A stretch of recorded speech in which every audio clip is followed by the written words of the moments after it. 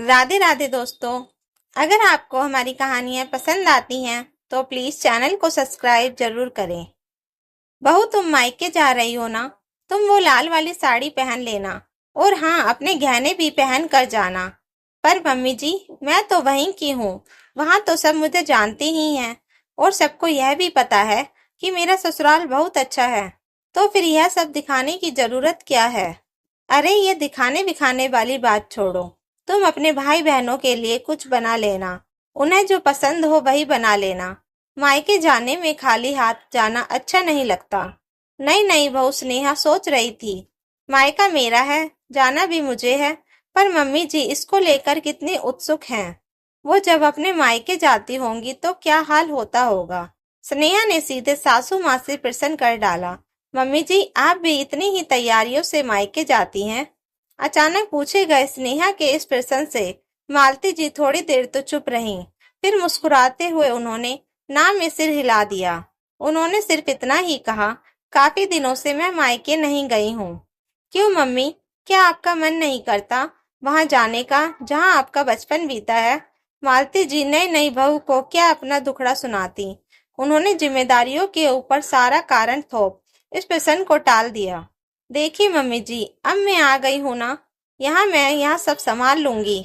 अब आपका जब भी जी चाहे आप भी आराम से 2-4 दिन के लिए अपने मायके जा सकती हैं। सारे जहाँ घूमने का मजा कुछ और है और मायके जाने का मजा कुछ और ही है। स्नेहा ने अपने सासू माँ की पीड़ा से अनजान बनते हुए उनके भावनाओं को समझने की कोशिश की। उसे शादी से पहले ही विशाल, जो उसके पति हैं ने बातों बातों में बता दिया था कि मम्मी मामा के घर नहीं जाती हैं। शायद मामा मामी के किसी व्यवहार के उनके दिल को भारी ठेस पहुंची है।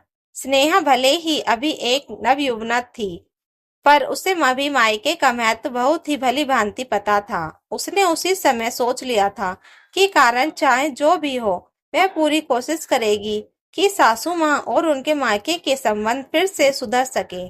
आखिर बहू का सबसे पहला काम तो अपने ससुराल में सबको जोड़े रखना ही होता है ना। जब स्नेहा अपने मायके से वापस आई तो कुछ दिनों के बाद उसने फिर से वही प्रसंग छेड़ दिया। वह जानती थी कि आखिर सासू माँ अपने मायके जाने से क्यों कतरा रही हैं। उसके काफी कुरेदने के बाद मालती जी थोड़ी भावुक तो हुई, पर उन्होंने नई बहू के सामने चुप रहना ही बेहतर समझा। वह बस इतना ही बोल पाई थी, मेरे जाने से वहां भी तो खुशी होनी चाहिए ना। आत्मसम्मान नाम की भी कोई चीज होती है या नहीं? बिल्कुल मम्मी जी, आत्मसम्मान से समझौता बिल्कुल ही नहीं होना चाहिए। पर कभी कभी गलत फहमियां भी तो आत्मसम्मान के चारों ओर अपना परत चढ़ा देती हैं। कुछ देर बाद वह बोली, खैर छोड़िए ना। मेरी माँ बोल रही थी कि हमारी तरफ ऐसी मान्यता है कि बहू अगर अपनी सासू माँ के मायके जाती हैं तो बहुत शुभ होता है।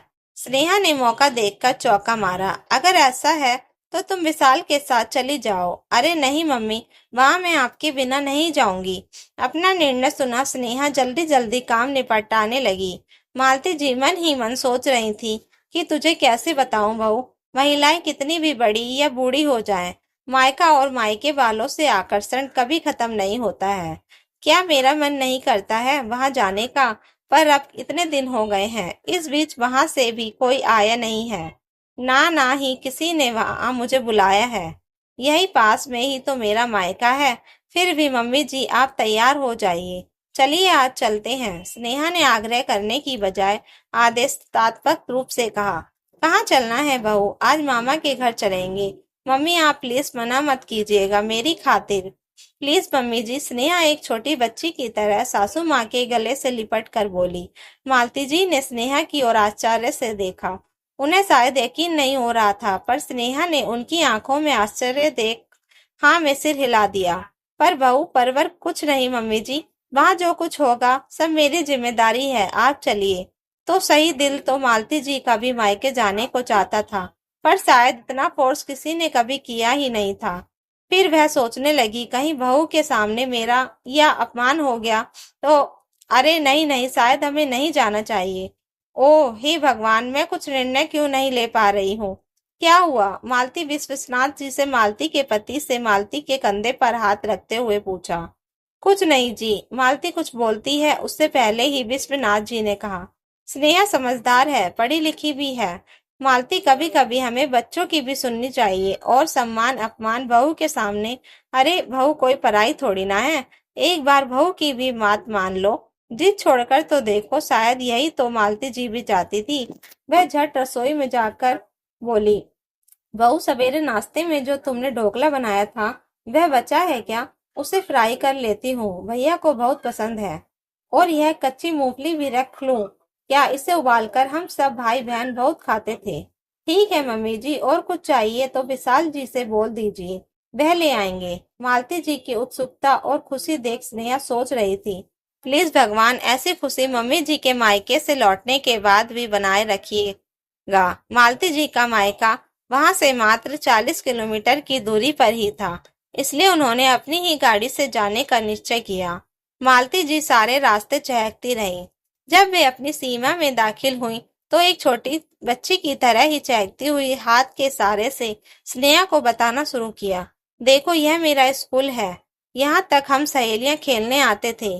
कुछ दूर आगे जाने पर वह बोली, वह देखो बहू मेरा कॉलेज। स्नेहा सोच रही थी कि आज मम्मी जी कितने खुश हैं, अपने मायके के गलियारों में आने से ही शायद मम्मी जी का बचपन लौट आया है।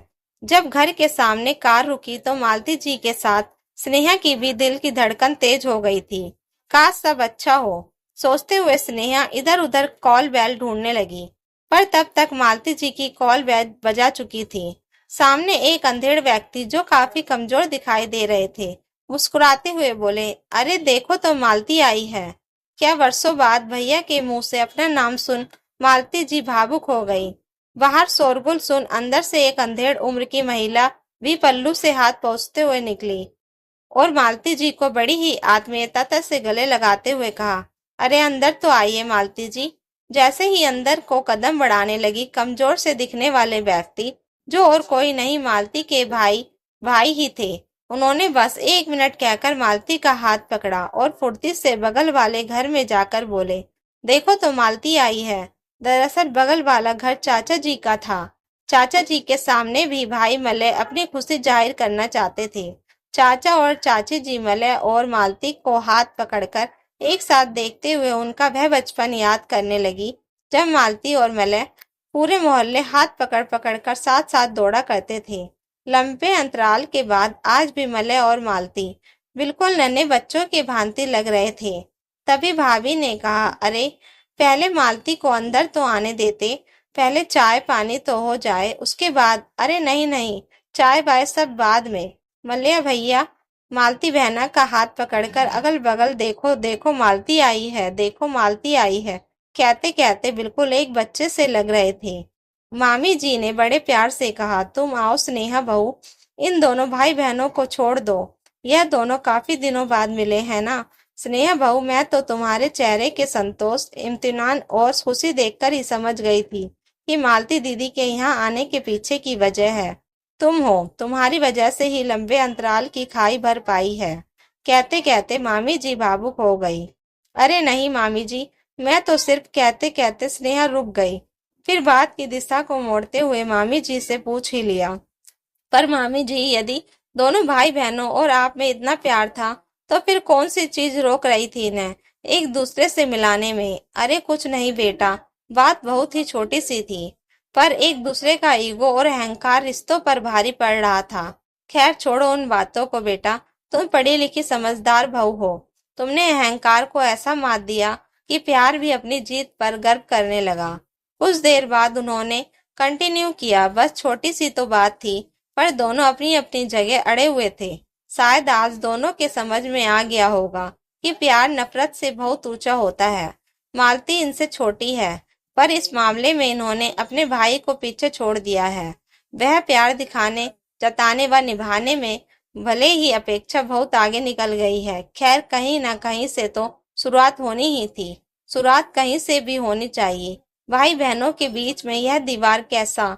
मैंने कई बार मलय को भी समझाने की काफी कोशिश की थी बेटा, पर मुझे सफलता नहीं मिल पाई। कुछ देर रुककर वह बोली, या कह लो मेरी कोशिश में शायद वह ताकत ही नहीं थी। तुम सब पढ़े लिखे युवा काफी समझदार, स्पष्टवादी, निसंकोच और चीजों के प्रति ज्यादा प्रैक्टिकल हो। हमारी अपेक्षा तुम लोगों की सोच बहुत अलग है बेटा। फिर वह कहने लगी, अब देखो ना, तुमने कितने अच्छे ढंग से बिगड़े रिश्ते को एक नया आयाम दिया है। सच में बरसों से चली आ रही सास बहू के रिश्ते को दोस्ताना रूप देकर, सासू माँ के मन की भावनाओं को समझकर तुमने एक बिल्कुल ही नई पहल की है। आज तुमने भाई बहन के बीच की दीवार को गिराकर बिछड़े भाई बहनों को फिर से मिला दिया है। अपनी प्रशंसा सुन स्नेहा थोड़ी झेप गई। उसने सिर्फ इतना कहा, मैंने तो सिर्फ माँ की बातों को ध्यान में रखा था। मामी जी वे हमेशा कहती थी, बेटा ससुराल में हमेशा लड़कियों को कुछ न कुछ शिकायत ही रहती है, पर तुम एक बात का ध्यान रखना, तुम किसी के ओठों पर मुस्कुराहट व खुशी ला सकती हो तो वह तुम्हारी सबसे बड़ी पूजा होगी। फिर देखना ससुराल के प्रति तुम्हारा नजरिया ही बदल जाएगा।